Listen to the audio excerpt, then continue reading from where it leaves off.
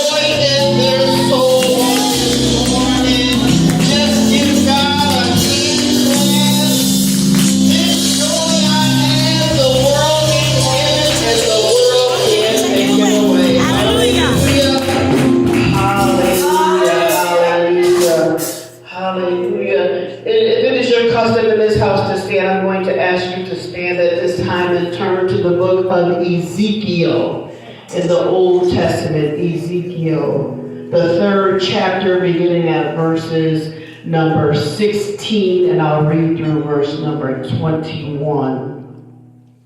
When you have it, say amen. If you need a moment, say, preacher, I need a moment. I hear that moment. Hallelujah. Ezekiel, the 3rd chapter, verses 16 through 21. Amen. God, we thank you for this moment. This moment, oh God, that you have predestined. This moment that you have ordained, oh God, in the name of Jesus. Even before the very foundations of the world were, oh God, you had already given us and appointed this moment in time. So we just say thank you, oh God, in the name of Jesus. We ask right now, oh God, that you would have your way. Speak in and through and to me, oh God. All that I have, everything that I am, and any wisdom that I speak comes directly from your throne. Hide me now behind Calvary's cross. Let them not see me, O God, but let them only hear you. It is in Christ Jesus' name that I pray. Amen and amen. Amen. I'll be coming from the Message Bible, so it may read just a little different from yours. And the word of the Lord reads as such. At the end of the 7 days, I received this message. Son of man, I've made you a watchman for the family of Israel. Whenever you hear me say something, warn them for me. If I say to the wicked, you are going to die, and you don't sound the alarm, warning them that it's a matter of life or death, they will die, and it will be your fault. Jesus. I'll hold you responsible. But if you warn the wicked and they keep right on sinning anyway, they'll most certainly die for their sin. But you won't die. You'll have saved your life. And if the righteous turn back from living righteously and take up with evil, when I step in and put them in a hard place, they'll die. If you haven't warned them, they'll die because of their sins, and none of the right things they've done will count for anything, and I'll hold you responsible. But if you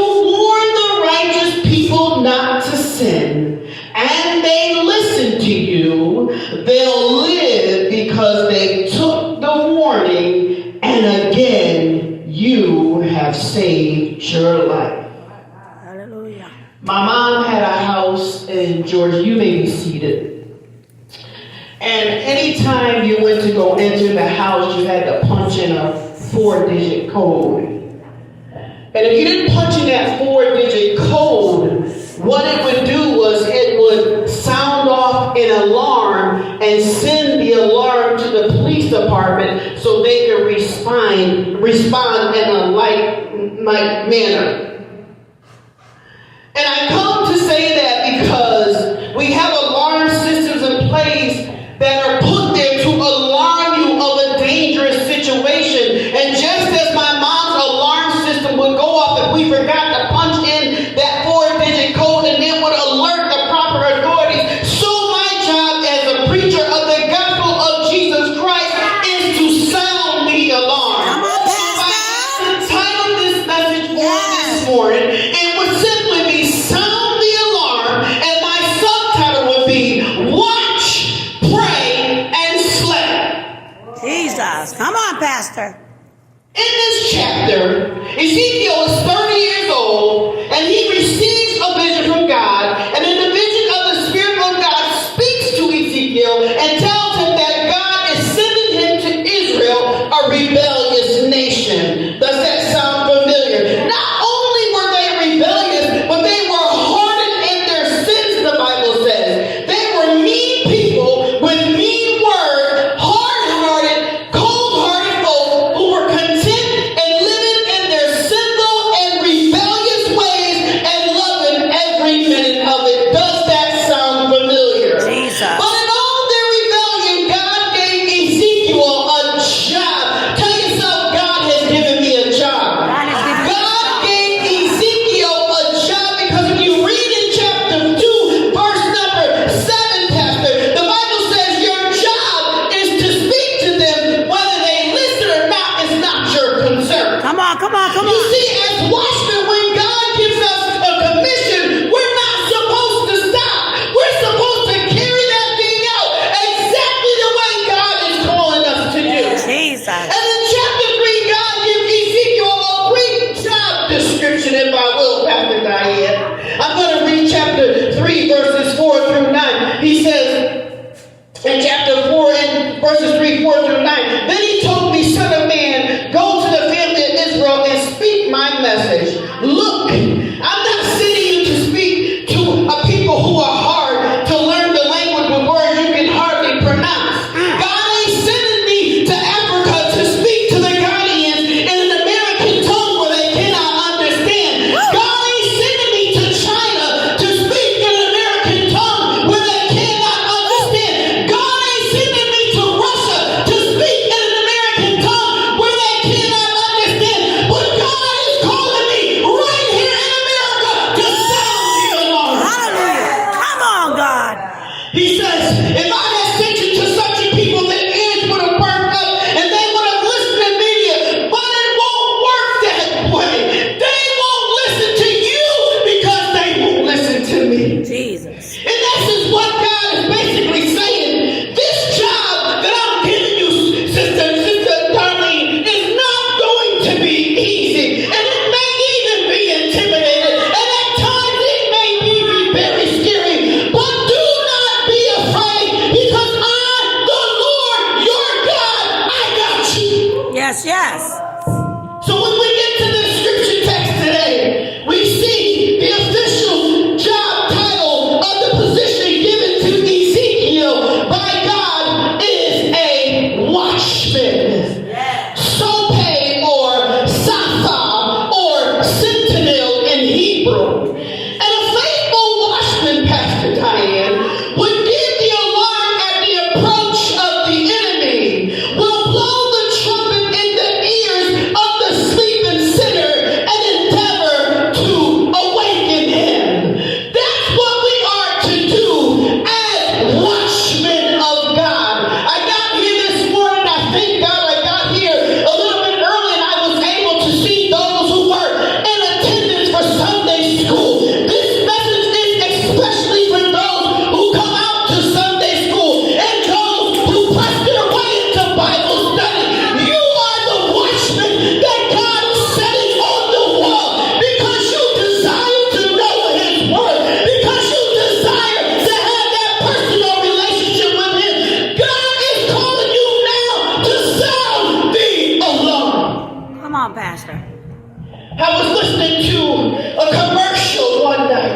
at the beginning of what they so-called Pride Month. And it was a little girl about 8 years old, maybe 7.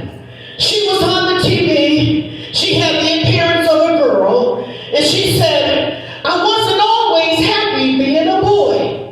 Ooh, I couldn't believe my ears were hearing this commercial. And she said, sometimes I'm not always happy being a girl. But the good thing is, I get to choose. Forgive her, Father. Think about that for a minute. Your 7-year-old child on a national live TV commercial. Woe to her parents.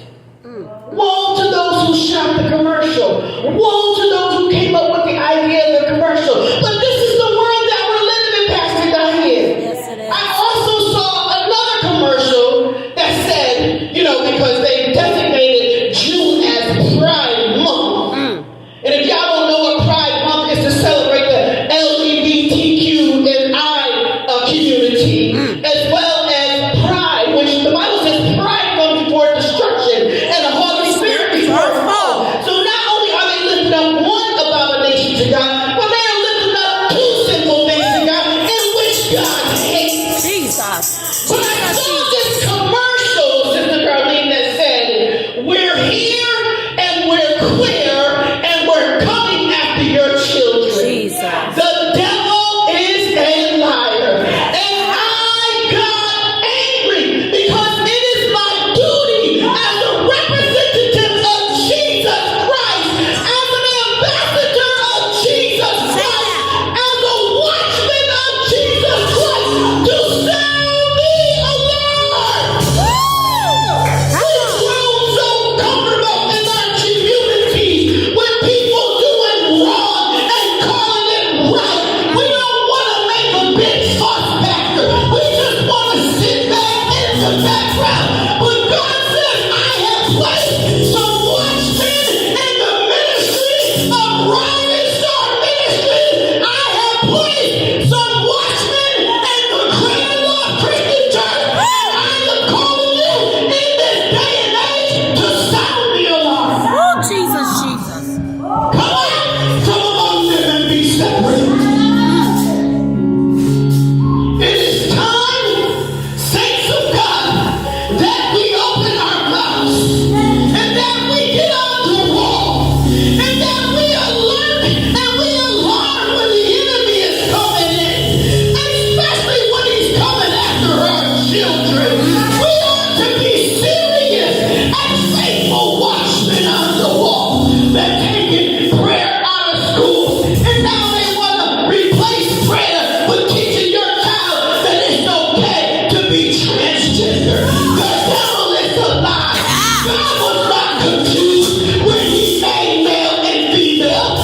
God knew exactly what he was doing when he made male and female. But we as the people of God cannot continue to sit back and allow Say that. this to Come on. divide our nation when we have the power to cast it out. Come on. If my people who are called by my name Yes. would humble themselves. Jesus. This is not about being arrogant. You preaching This right. is not about who preaches better than who. This is not about who sings better than who. But if you would humble yourself and pray and seek his face and repent, turn from the wicked way, turn from one preacher, turn from fornication, turn from lying, turn from cheating, turn from adultery, turn from everything that is causing a divide between you and a holy God.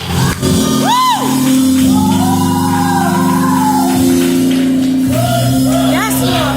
I may tell us to cry loud and spare not.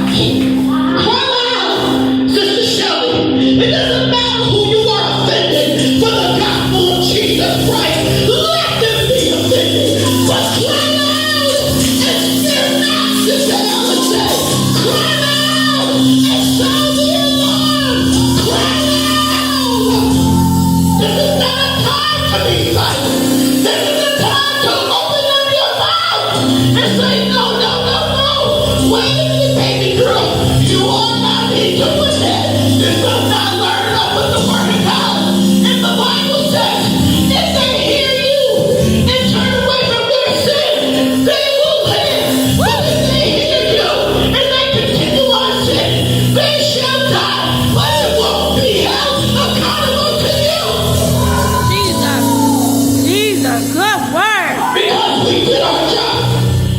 cried out and we summoned him up and we warned the people.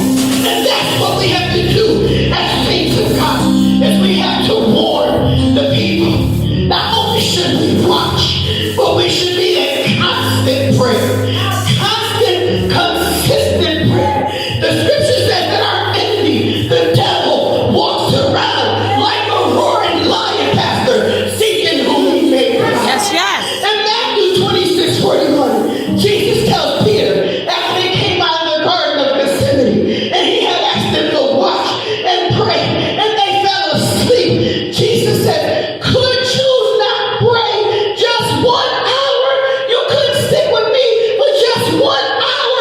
Stay alert, which means be the watchman on the wall. Don't fall asleep on your job. This is your number one job before your everyday 40-hour-a-week job is to be the watchman on the wall. He goes to say, there is a party new, and when I read this, Pastor, I had to read it again and again and again. Somehow I had never seen this part, Pastor. There I go again, Pastor.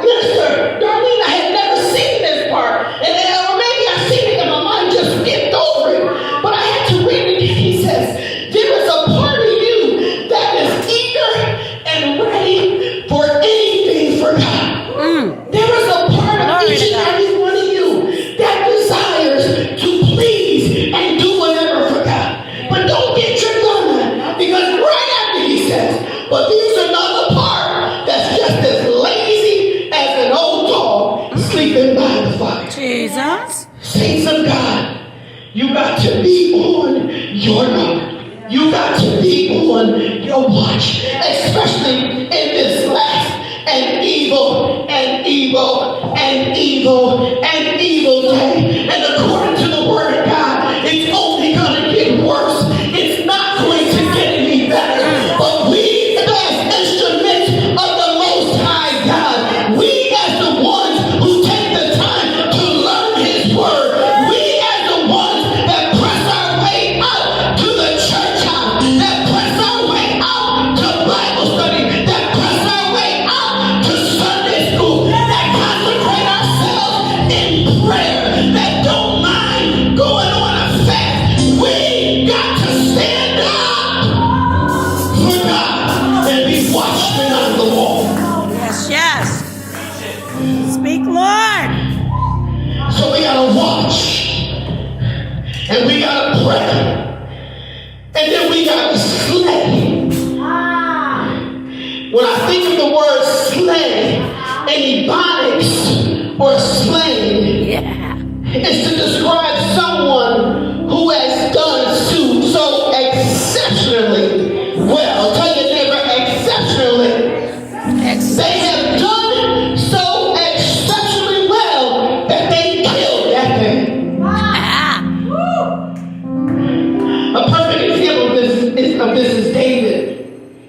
When David was keeping his father's sheep and his brothers were out to war, Eliab, Abinadab, and Shammah were the first